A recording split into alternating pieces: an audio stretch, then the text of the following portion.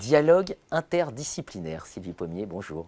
Bonjour. Sylvie Pommier, professeur de mécanique. Excusez-moi, ce n'est pas ma discipline. Alors Pas de problème. Mécanique, laboratoire mécanique et technologie, ENS Paris-Saclay, École normale supérieure Paris-Saclay. Hervé Doll, bonjour. Bonjour. Hervé Doll, Institut d'astrophysique spatiale, tout de suite c'est impressionnant. Institut d'astrophysique spatiale, on se dit là c'est du sérieux. C'est du sérieux. C'est pas de la gestion, là, on est dans du sérieux. Et j'ai souhaité vous recevoir pour qu'on ait un débat ensemble. Ça signifie quoi faire de la science dans nos disciplines respectives? Est-ce qu'on peut imaginer de l'interdisciplinarité? Voilà, il y a quelles conditions? Sylvie? Ah ben, bien sûr qu'on peut envisager de l'interdisciplinarité. Vos méthodes, c'est quoi, vos méthodes, quand vous faire de la recherche dans votre domaine? Alors, mais je pense qu'on n'a pas forcément les mêmes méthodes, donc ça va être intéressant, justement, on va pouvoir comparer les points de vue. Typiquement, moi, c'est le domaine de la mécanique, ça fait partie du domaine des sciences pour l'ingénieur. Alors, ce qu'on a, c'est que souvent, on a des phénomènes, finalement, qu'on comprend. Parfois, on cherche à les comprendre mieux, mais on les comprend déjà. Notre objectif, c'est de proposer des méthodes, des modèles qu'on va pouvoir livrer en fait aux gens qui dimensionnent, qui conçoivent des systèmes, pour qu'ils puissent prévoir avec le plus de précision possible et le plus de conformité à la réalité ce qui va se passer. Donc, notre objectif, c'est finalement d'être très précis et de pouvoir prévoir finalement le devenir, plus que de comprendre. Alors, c'est peut-être un peu caricatural ce que je dis, hein.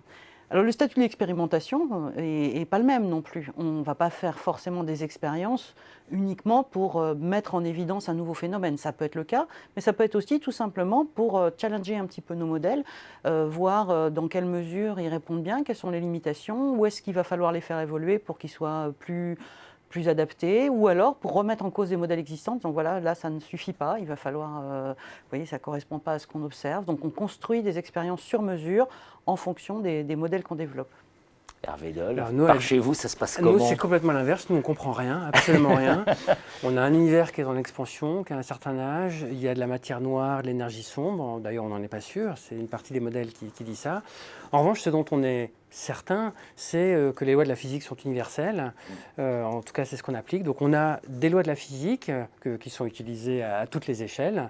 La physique quantique, la relativité générale, la gravitation. On y reviendra juste dans un instant, si vous me le permettez. Oui.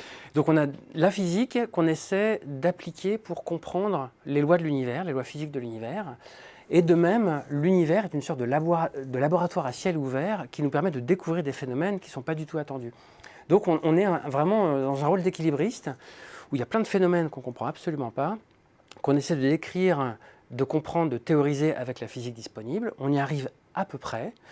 Et ce à peu près nous permet de faire des prédictions, de prédictions de nouveaux phénomènes que l'on souhaite observer. Donc on construit des satellites, des observatoires, etc. Et parfois on observe ces phénomènes prévus. Là on est très content parce qu'on se dit la physique elle est quand même grandiose et belle et l'univers a une unicité dans sa description physique.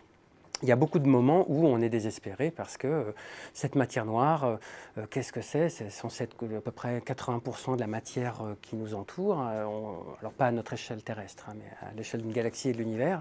On ne comprend pas ce que c'est. Donc on navigue entre la physique de précision, des choses ultra précises, des modèles qui fonctionnent bien, et puis de l'autre côté des choses très, j'ose pas dire floues, mais très incertaines. Pour répondre à votre question sur la physique quantique... Oui, ça m'intéresse. C'est passionnant, hein. La physique quantique, c'est la physique qui régit le monde à toute petite échelle. On appelle ça l'échelle subatomique, donc l'échelle des atomes, des molécules et des particules. Et c'est une physique un peu spéciale parce qu'elle n'est pas intuitive. C'est pas comme des boules de billard, parce que les atomes, c'est pas comme des boules de billard ou de pétanque que l'on choque et dont la trajectoire est prévisible comme sur une boule de pétanque ou de billard, hein. Il y a un côté probabiliste qui intervient dans la description. Alors vous connaissez peut-être l'histoire du chat de Schrödinger, qui est une expérience de pensée. Qui est à la fois mort et vivant. Qui est à la fois mort et vivant, et donc évidemment qui n'est pas du tout adapté à notre échelle, l'échelle macroscopique, hein, parce que ça ne concerne que les particules, mais il y a quand même de l'idée. L'idée, c'est de dire qu'un système quantique, donc un atome, de la lumière, que sais-je, est en fait dans tous ses états possibles en même temps. Donc si on prend l'analogie avec le chat, il est à la fois mort et vivant, mais tant qu'on ne l'observe pas. parce qu'on ne peut pas être les deux à l'évidence. Et quand on l'observe, la physique vous dit que vous perturbez votre système et il est obligé de se mettre dans un des états possibles. Donc quand vous ouvrez la boîte, eh ben, il est soit mort, soit vivant, votre chat. Donc c'est une analogie pas pertinente, mais qui a le mérite de montrer que les états sont superposés, c'est-à-dire tous les états sont possibles. Et puis quand vous l'observez ou quand vous le faites passer dans un accélérateur ou dans un champ magnétique ou que sais-je, là vous forcez votre système quantique à être dans un état particulier. Donc c'est une description mathématique et physique très, très profonde de l'intimité de la matière. Et ce qui est difficile, parce que je l'ai enseigné à l'université, aux étudiants, c'est que comme ce n'est pas vraiment intuitif, c'est difficile de se représenter des phénomènes. C'est un peu comme l'univers à très grande échelle. En fait, il y a des similitudes entre l'univers de l'infiniment petit et de l'infiniment grand. C'est que les théories qu'on utilise ne sont pas vraiment intuitives. Il faut avoir un bagage mathématique très lourd, mais c'est le prix pour accéder à, je ne vais pas dire la vérité du monde, parce qu'il n'y a pas de vérité, mais pour accéder à une description que l'on considère comme scientifique et réaliste. Je pense que ça vaut le coup. Sylvie Pommier, ce prix à payer, à acquitter, c'est le cas dans toutes les disciplines. Nous blaguons souvent ensemble autour des sauts par-dessus les voitures, par exemple, dans le cadre du slow motion. Qu'est-ce que c'est le slow motion dans votre discipline? Alors pour nous, c'est vrai que... C'est incroyable, hein, ça. Voilà, il y a des vélos qui sautent ça. par-dessus des voitures, des individus, etc. Alors la mécanique, c'est la science du mouvement. Hein. Ouais. C'est bien ça. Donc effectivement, on s'intéresse au mouvement. Alors, on ne va pas forcément chercher à comprendre exactement, à prévoir la trajectoire, celui qui saute par-dessus la voiture. Mais c'est vrai qu'on utilise beaucoup et depuis très longtemps l'imagerie pour analyser en fait les phénomènes. Alors ça peut être de l'imagerie optique, donc on va voir le mouvement des objets qui se déforment, qui bougent, qui se déplacent, qui peuvent se fissurer, se découper, on va repérer des failles, des défauts, on va suivre comment ils se propagent. On utilise aussi de l'imagerie thermique, on utilise de l'imagerie infrarouge, voilà. Donc avec des caméras dynamiques qui nous permettent de voir ce qui se passe pendant un crash. Donc on voit effectivement...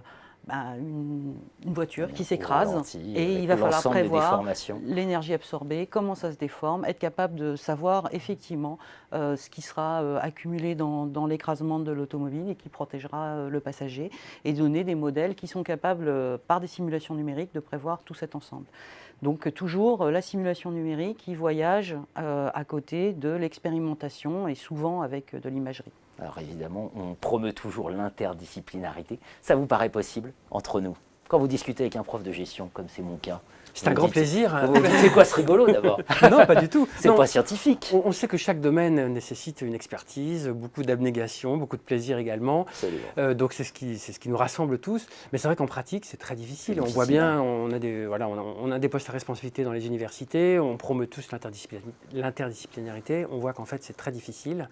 Pour plusieurs raisons, des raisons de financement, parce qu'on a envie de faire notre cœur de métier d'abord, et puis ensuite de faire des choses à l'interdisciplinarité qui sont le vecteur de valeur et d'innovation de demain. En pratique, quand on a des choix à faire, c'est plus facile de se recentrer sur notre cœur de métier.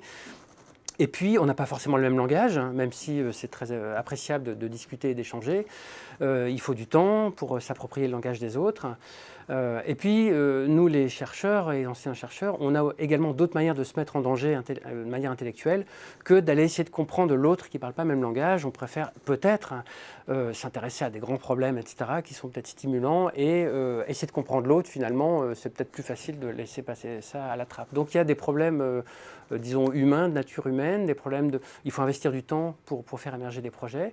Je pense qu'il y a un vrai enjeu, il y a des vraies choses positives à obtenir, mais au quotidien, c'est pas facile. Moi, j'ai des collègues dans mon labo qui font un peu d'interdisciplinarité entre astrophysique, chimie, apparition de la vie, tous ces thèmes-là, hein, comment l'univers devient... l'univers était prébiotique, c'est-à-dire la chimie inerte à la chimie de la vie. Ça, c'est des grandes questions assez fondamentales. Et ce sont des thèmes éminemment interdisciplinaires, entre physique, chimie, biologie... etc. Et les gens ont beaucoup de mal, non pas à se comprendre, mais à trouver des financements, à trouver des cadres de pensée. Alors maintenant, c'est un thème qui est très à la mode, donc ils ont pu percer, mais il y a beaucoup de thèmes comme ça qui sont aux interfaces, qui sont difficiles au quotidien. Donc il faut le pousser, il ne faut pas que ça soit au détriment du reste, il faut qu'il y ait des forums de formation, de discussion, pour tous les âges, hein, que ça aille des jeunes étudiants jusqu'aux émérites. Mais c'est un enjeu. C'est un enjeu, c'est même un projet, parce que tous les regroupements d'universités, les regroupements d'écoles doctorales, de laboratoires, Sylvie Pommier, ça provient de là. Ça provient de cette idée qu'on peut faire quelque chose. Tout à fait. Et c'est d'ailleurs ces regroupements qui changent complètement la configuration permettent, aujourd'hui, c'est un véritable creuset. On met des gens qui n'avaient pas l'habitude de dialoguer en contact et c'est très fructueux. Et au sujet d'interdisciplinarité, moi, ce que j'ai observé, c'est que finalement, ce qui rend les choses le plus difficile, c'est les représentations qu'ont les chercheurs de ce qui fait d'eux un bon scientifique. Et quand un bon travail scientifique, les critères de validation d'un travail scientifique sont très différents, par exemple, quand le dogme, c'est la reproductibilité de l'expérience en laboratoire, c'est compliqué de dialoguer avec des gens qui travaillent en milieu ouvert, donc hors laboratoire, ou des gens qui travaillent avec des choses qui ne sont pas reproductibles, peut-être des historiens, ou d'autres choses, ou des gens qui captent un signal d'une galaxie, ou voilà, ça n'arrive qu'une fois, on ne va pas reproduire en laboratoire. Là, ça peut être compliqué parce que la représentation mutuelle de ce qui fait un bon scientifique n'est pas la même. Et là, ça pose des questions de respect mutuel et de bonnes conditions de dialogue. Et c'est pour ça que je pense que le travail sur la formation des doctorants, et peut-être au-delà des doctorants d'ailleurs, à l'éthique de la recherche, à l'intégrité scientifique est important, parce que l'intégrité scientifique, finalement, elle n'est pas si universelle que ça. Et vraiment, les conditions de validation des travaux de recherche peuvent être différentes. Il faut bien les comprendre. Il faut savoir aussi, si on veut travailler en interdisciplinarité, il faut savoir comprendre les autres. Gérer, c'est différences. C'est une formule d'Henri Mintzberg. Gérer, c'est emmener les gens dans une aventure collective. C'est un peu ce qu'on essaye de faire un peu là, tous les trois autour de cette table. Exactement, et puis il y a des enjeux importants, parce que l'impact sociétal de nos recherches respectives n'a pas les mêmes échelles de temps ou d'implication en termes de nombre de personnes touchées. On peut difficilement comparer la recherche de l'origine de l'univers avec une recherche clinique faite en fac de pharmacie ou de médecine.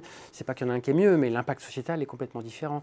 Et donc il y a des enjeux à ce que cette interdisciplinarité augmente, se renforce, tout en prenant en compte le fait que les finalités et les enjeux ne sont pas forcément les mêmes.